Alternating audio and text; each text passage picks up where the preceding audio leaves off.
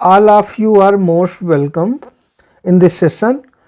तो जैसा कि पिछले लेक्चर वीडियो में हमने रिलेटिव प्रोनाउन के बारे में स्टडी किया, तो रिलेटिव प्रोनाउन में के बारे में ये मेरा तीसरा लेक्चर वीडियो है और 3 लेक्चर वीडियोज में हमने इसको फिनिश करने का प्रयास किया है। जो इसके इम्पोर्टेंट टॉपिक्स हैं, इम्पोर्टेंट फैक्ट्स हैं, पॉइंट्स हैं। तो आज हम देख रहे हैं कि अगला रूल क्या है।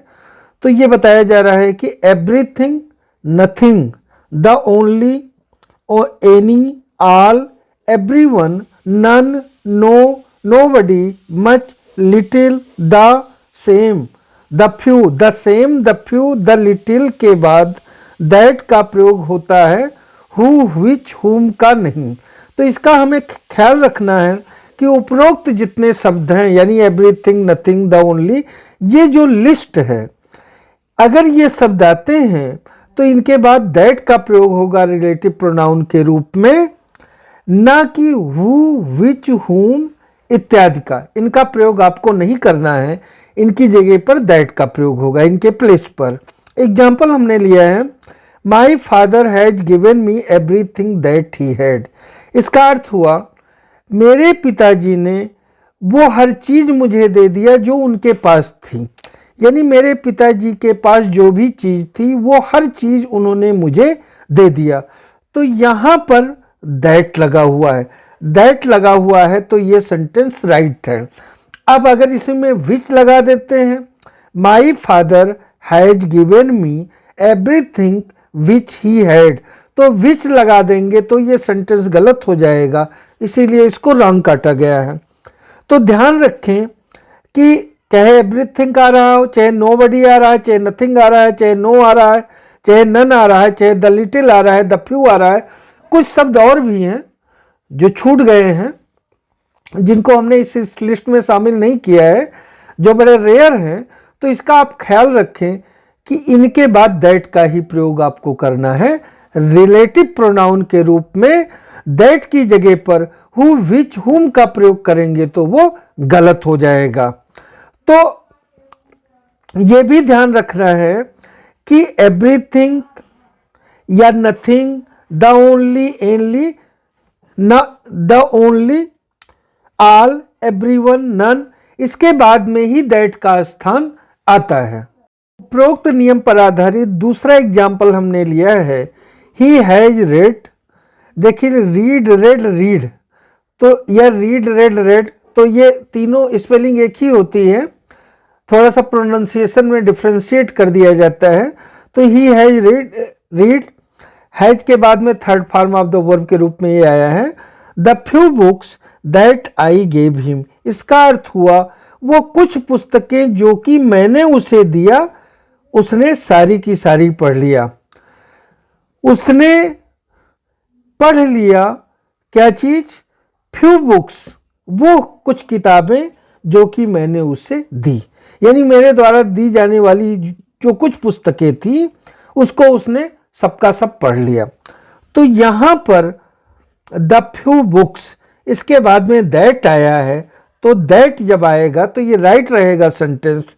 अगर यहां पर सेंटेंस ये हो जाए, he has read the few books that या विच आई गेव हिम, तो यहां पर जैसा कि हमने दैट के आगे क्रॉस लगा दिया, यानी दैट का प्रयोग जो है वो दैट का प्रयोग राइट है और विच का प्रयोग गलत है। अगर यहां विच लगा देंगे तो सेंटेंस गलत हो जाएगा।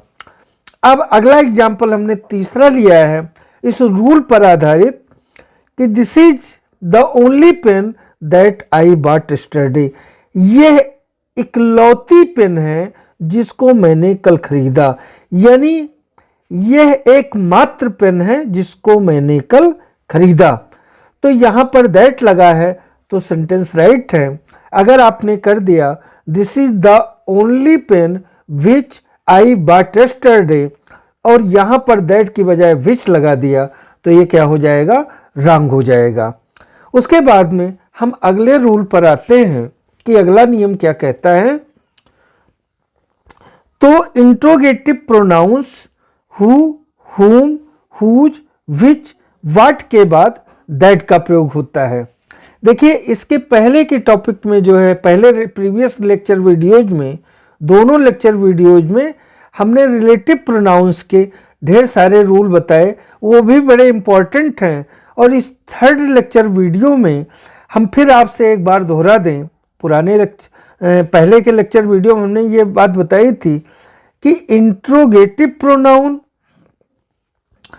और उसी में से जब इंट्रोगेटिव प्रोनाउंस को कभी कभी हम रिलेटिव प्रोनाउन के रूप में यूज करते हैं उन्हीं शब्दों को, और उन्हीं शब्दों को क्वेश्चन पूछने के लिए इंट्रोगेटिव प्रोनाउन के रूप में जो है वो यूज करते हैं। यानी डबल पार्ट्स ऑफ स्पीच है।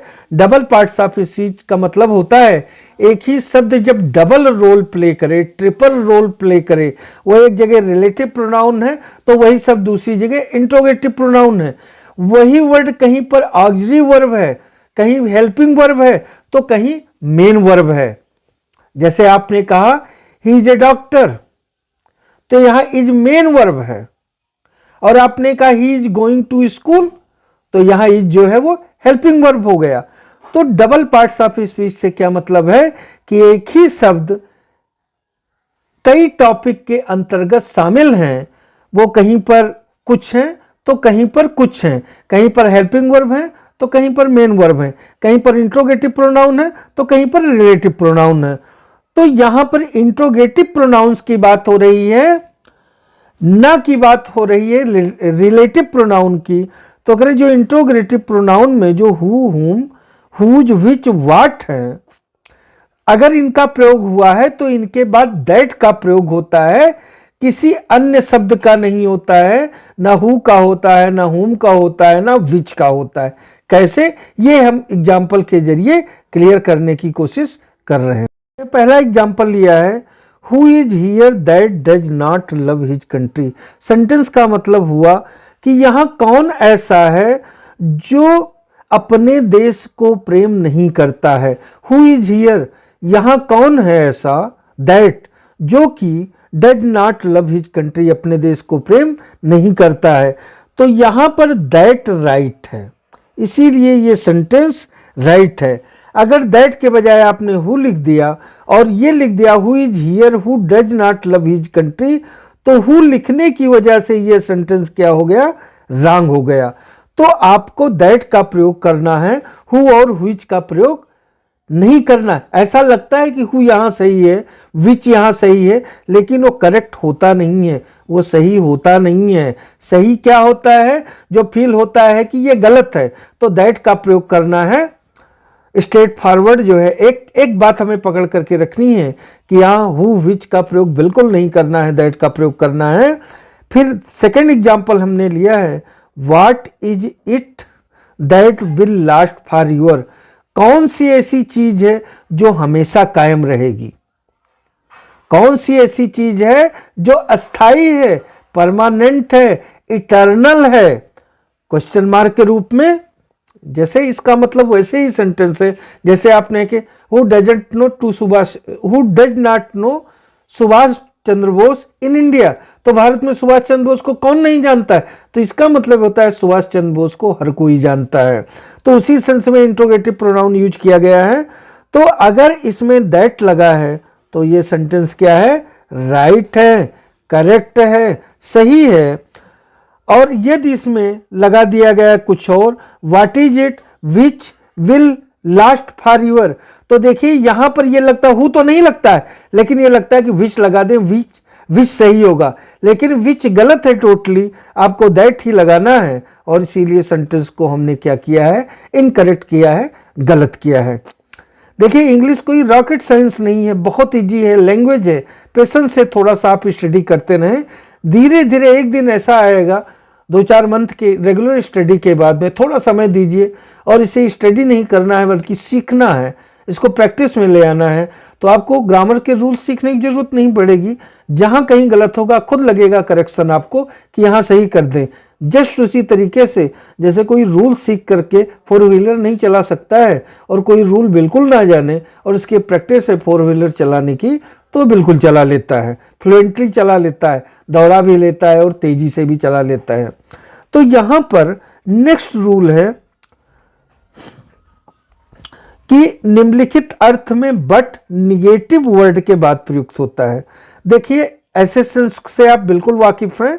यहां बट जो है निगेटिव वर्ड के बाद में यूज होता है और इसका अर्थ हम क्लियर कर दे रहे हैं। जैसे there was no one but saw me, ये लिखा है बट सा मी, वहां कोई ऐसा नहीं था जिसने मुझे देखा हो। इसका अर्थ क्या हुआ कि मुझे किसी ने नहीं देखा वहां पर, यानी ऐसा कोई था ही नहीं जो मुझे देखा हो। तो यहां पर नन, नो वन, नथिंग ऐसे जो शब्द आते हैं उसके जस्ट बाद में बट आता है और ये इस तरीके का जो है वो अपोजिट सेंस देता है। और ये जब इस फॉर्मेट में हम सेंटेंस को लिखते हैं तो इम्फेसाइज ज़्यादा होता है हमारा सेंस, एक तरीके से रेट्रिक फॉर्म में आता है। फिगर ऑफ स्पीच में सेंटेंस में सौंदर्य बढ़ जाता है, सुंदरता बढ़ जाती है, स्ट्रेस बढ़ जाता है और सेंटेंस में बढ़ जाता है दबाव, एम्फसाइजिंग एलिमेंट आ जाता है।